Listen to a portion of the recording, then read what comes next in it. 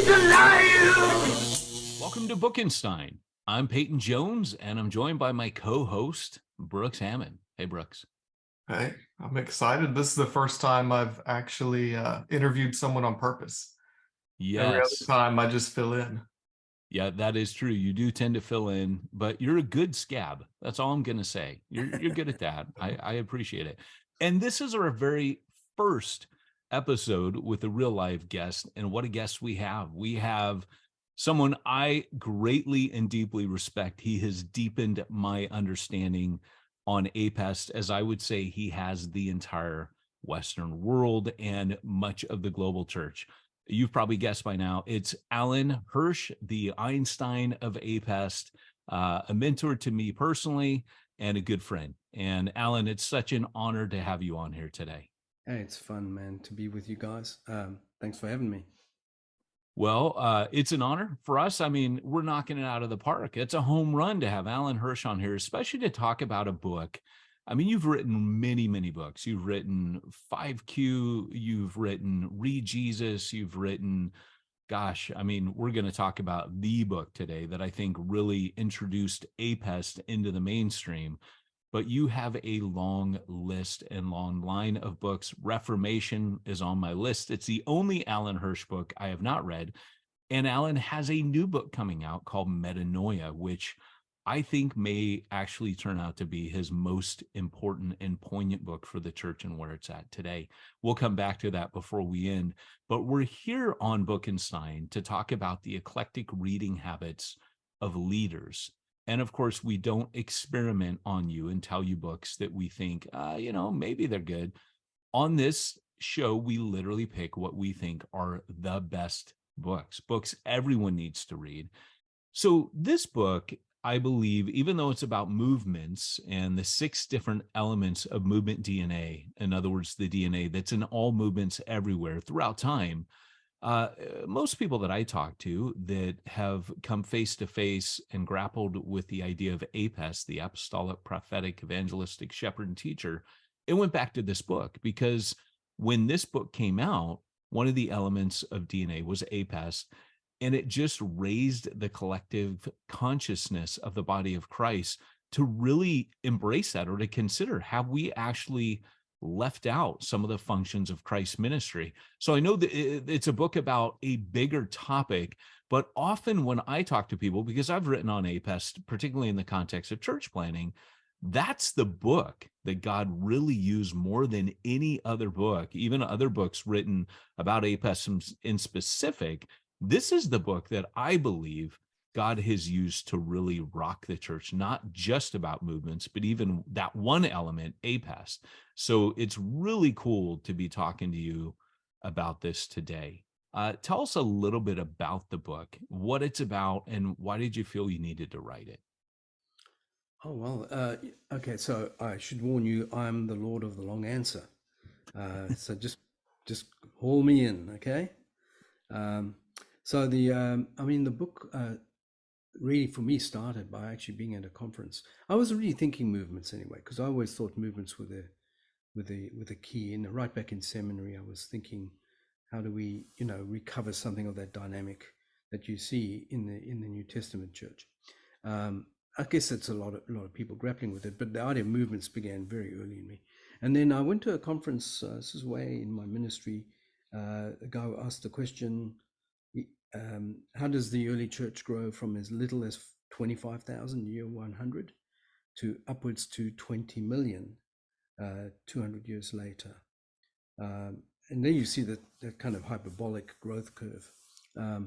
So how does that happen? And to factor into the answer, you have to think, well, they were illegal, they were persecuted, they had no buildings, they had no clergy, they didn't have seminaries, they didn't have all the stuff we think we need to get the job done, and yet they grow like crazy.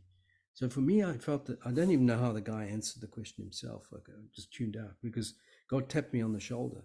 I literally felt that my life was to be determined by, I had to try and figure that out. Why? How did they do that? How do movements occur? What factors have got to come together to precipitate a movemental ecclesiology, a movemental form of church? And that's really where the journey started. I went from there to look at other times in history where you saw this exponential growth curve take place, and try to kind of find the common factors. The fancy word is to try and find a phenomenology of movement. I guess I'm just ADD enough to see a pretty pattern. It's just ADD, that's all. And like God had tapped me on the shoulder, and I just felt obsessed with it. For 3 years, I would every day ask myself the question, how did they do that? And then try and figure out how I thought that might take place by reading, observing, interviewing, playing around, in my mind to say, but all I'm saying is that it really came about that the book came from that. And then, and then it was like a moment that it was given to me, like as a moment of insight, a metanoia, if you will, in a moment of radical, eureka.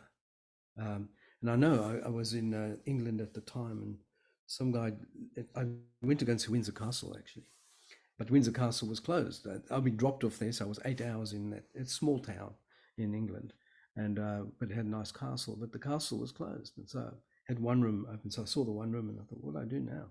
So I went to a local, cafe, sat down, had a cup of coffee, and I was smoking a pipe at the time, and then I just got into my book, and boom, it all came together, and the book really is a result of that. It came out of that.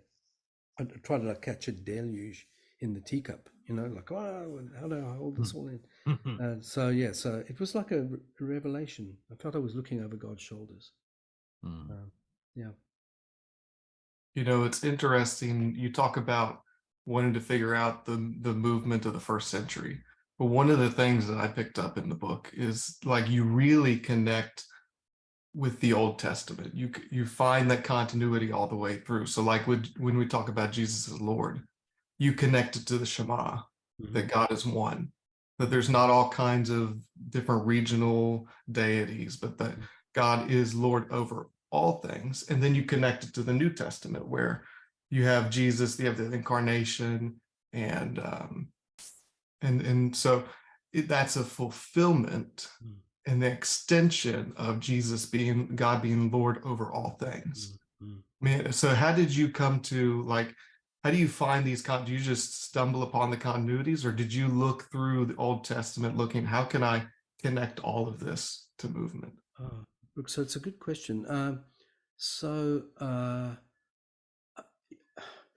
of the things I think that God has tuned me particularly is to the being sensitive to theological language and theology in itself. I feel that when we speak theologically, we can speak authoritatively because we speak out of the love language of the church, and that to motivate people in the church, it's not, you can use all kinds of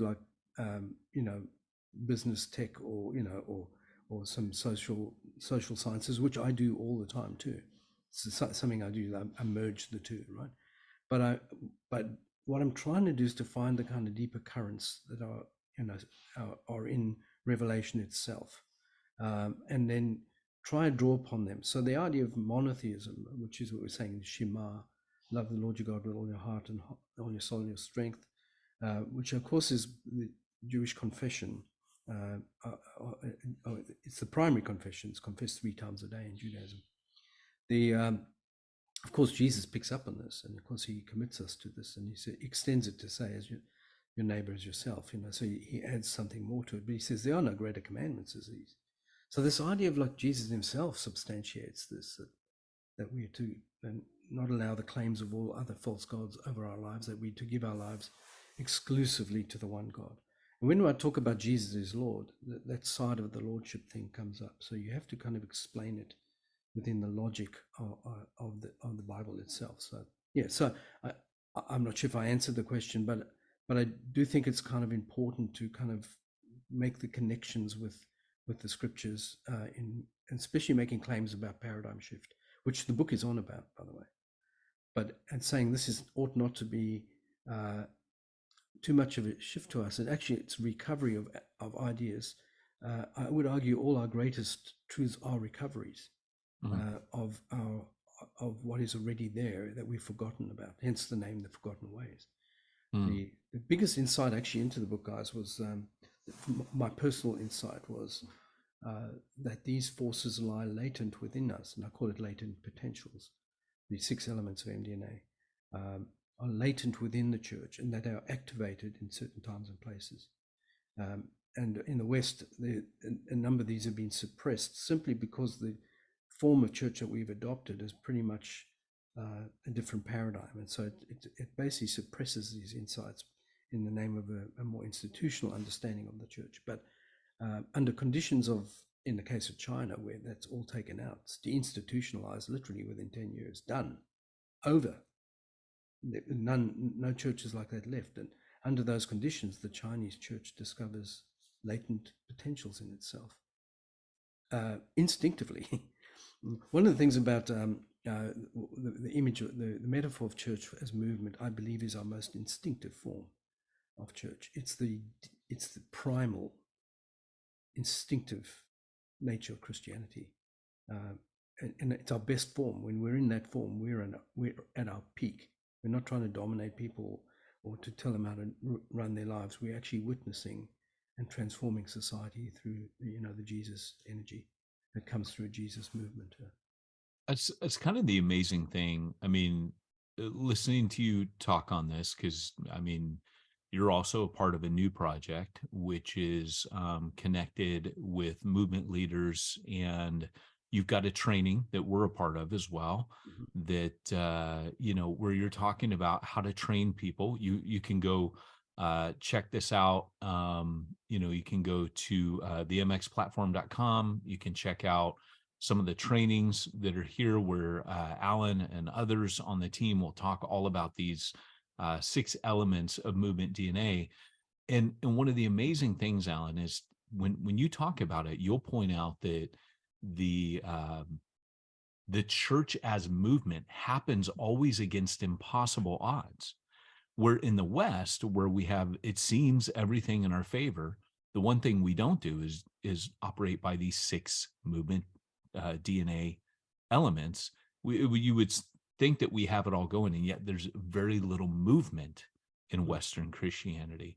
And so it really shows, like in these places where the odds are stacked against, we would think logically, any movement, as long as these things are in place, you have them. Can you talk a little bit about the importance of all 6 elements? Because maybe, like we were saying in the beginning, there's APEST, there's disciple making, there's these different, sometimes people grab onto one and it's a start, but it's not movement.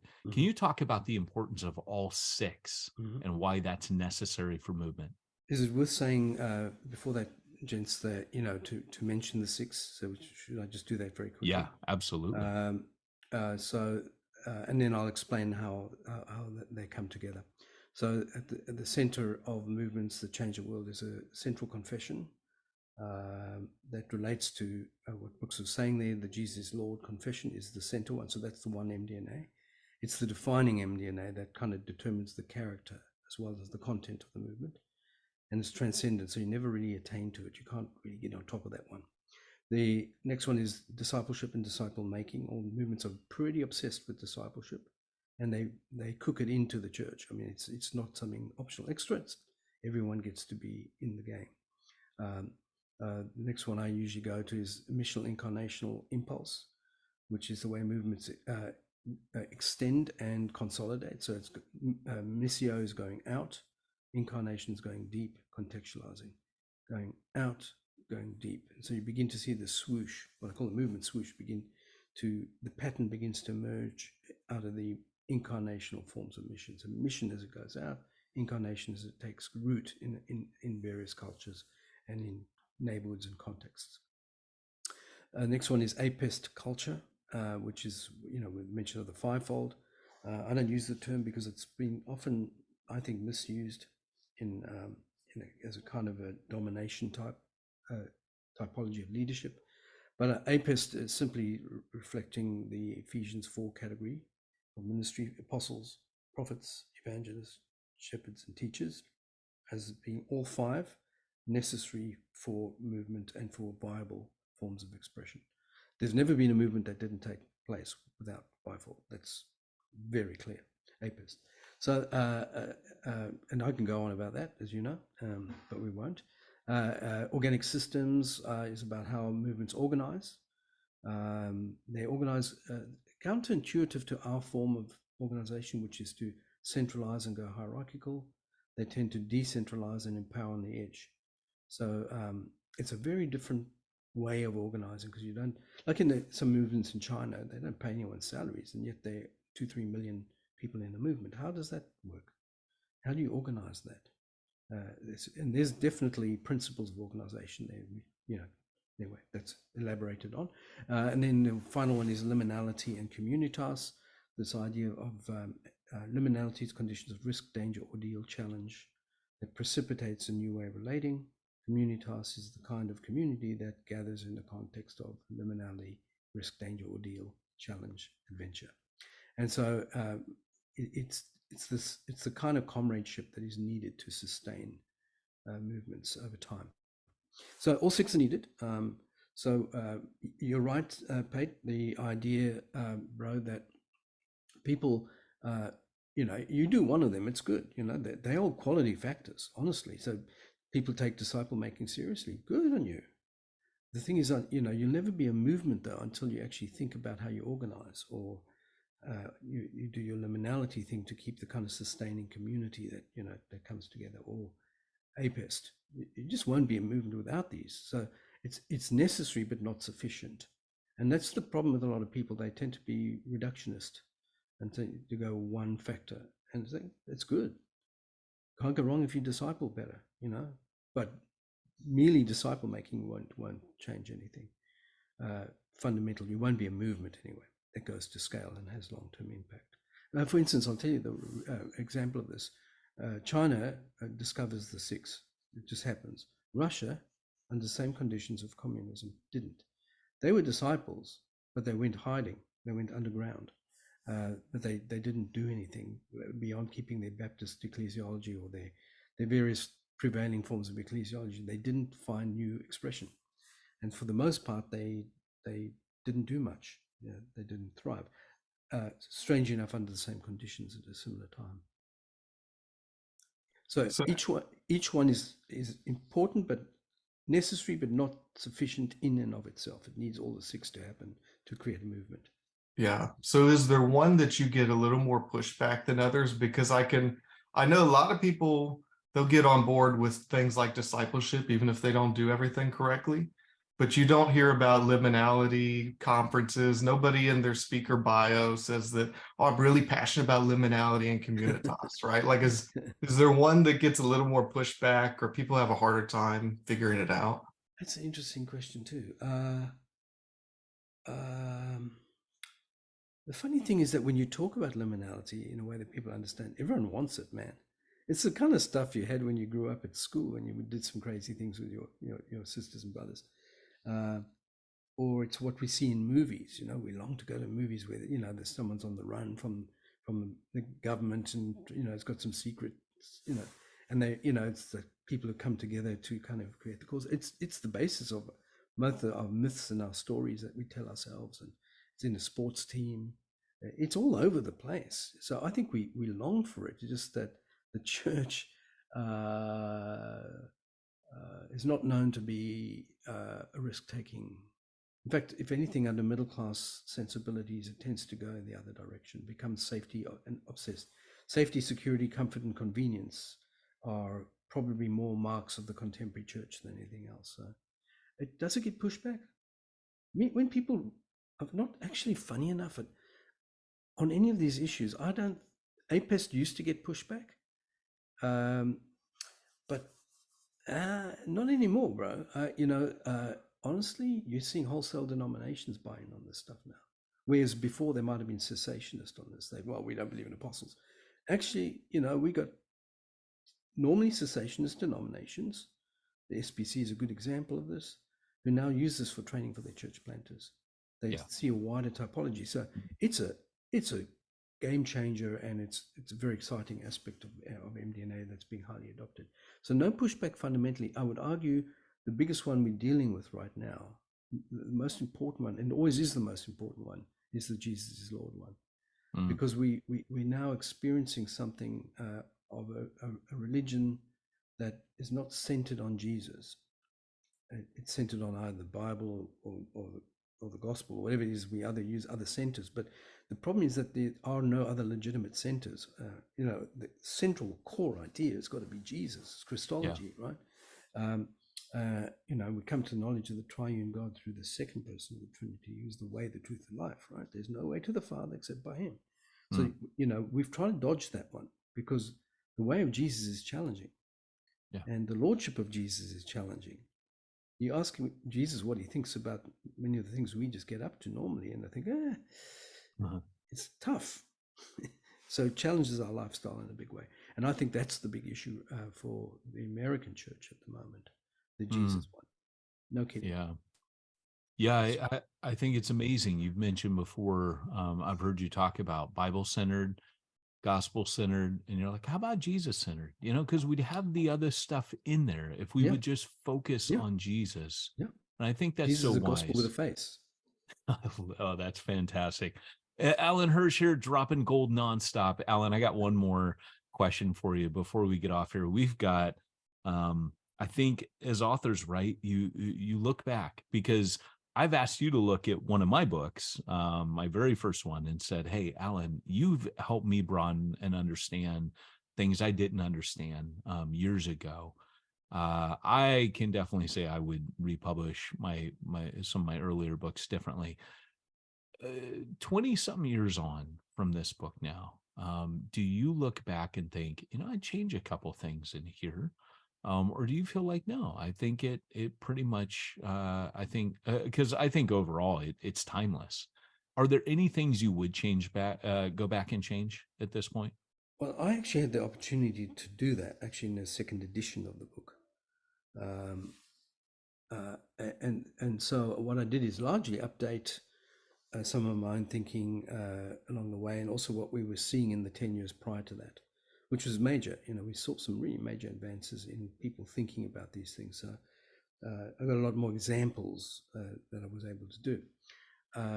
And I think the one area, and I toyed around with right in the beginning in formulating. We'll pause there. Okay. Now, this is what Brooks doesn't know this, but someone died on the tracks playing chicken last night. That's what it was right outside my house. So that is how they will honk now for probably a few weeks. Yeah. Go ahead, Alan. Sorry, if you want to continue. What was I saying? If I were to change, yes. So what I toyed around with originally was this idea of how do you bring the Father and the Spirit into the game.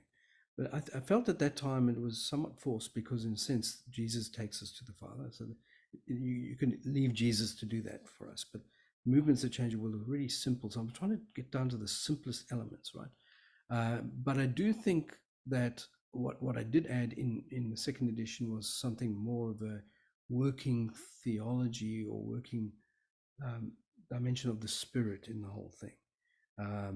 And that really, I would argue that apostolic genius, which is the nature of the 6 MDNA, it's what I call it, is actually a work of the Spirit, informing us in a way of being the church in a certain way. And I think it is, I think I have added that, so that would be the corrective. Other than that, bro, I've got to be honest with you. No, I think I'm more convinced now than ever before that the typology of the 6 is absolutely sound. And not only that, we can now say that where we're seeing movements now in the West beginning to activate the 6, they are heading towards movement. Yes, they clearly are. So we get to work with some of the agencies and movements that are really they've gone from church planting by addition to multiplication to for instance, like New Thing, using On the Verge I wrote with Dave Ferguson was really a working application of the 6 elements of MDNA. And so we're seeing now that as they're engaging all 6 as kind of levers of change within the system, they're heading more and more towards movement. So it's very exciting. And And yeah, so we're seeing it actually demonstrated now with more and more Absolutely. agencies coming about. So it's very exciting, actually, to be honest. Well, the book we've been talking about today is The Forgotten Ways by Alan Hirsch. He's been our guest today. Want to really encourage you, particularly in a post-COVID world. This is becoming, whereas it might have been more prophetic, now you can see it glaring you in the face, the shortcomings that the book, first of all, outlines back then, but these are the same. The problems in the church haven't gotten any better in the last 20 something years. If nothing else, they've gotten worse. And COVID really put a spotlight on that. It exposed the weaknesses of the church, as Alan likes to say. But I want to encourage you to pick up a copy of the book. You can pick that up multiple places. But also you can pick up Alan's new book. Alan, not only can they go to the mxplatform.com and track with you, get some training from you and your team, and also from us, from myself and others, but also they can pick up Metanoia. I want to give you an opportunity to talk about your next book in about maybe a minute, and just in anything you want to give us a sneak peek and maybe a little bite-sized chunk, and then tell them where they can get it. Lord of the Long Answer, 1 minute. Gosh, crazy. Yeah, so metanoia really is actually quite simply a gift that God gives us of the possibility of deep spiritual change that goes to the very heart of both the individual self as well as the organization. And actually, the fact is that most leaders, when we talk about churches here, they're not good at change management. How does it happen? But actually, metanoia is what badly translated as repentance, or very narrowly understood as repentance. Metanoia means paradigm shift. Metanoia, just the word itself is paradigm shift, a best translation. So how do we experience that? Well, this book really gets into why metanoia, why we need it. So, how we can grow in and get the mind of Christ, which is one of the things it is. And secondly, how you might apply it. So the second half of the book is an application process of how you might bring about change through an organization. Fantastic. All right. Well, again, guys, thanks for joining Brooks and I on Bookenstein. And of course, special thanks to Alan, and a thank you to you for listening and also picking up The Forgotten Ways. If you pick this up and you enjoy it, let us know. Drop us a line, post something. Let us know how you enjoyed the book and how it shaped you and changed you. And hopefully we will see you inside the MX platform, where we'll be able to get to know you a little bit through training. We'll see you next time on Bookenstein.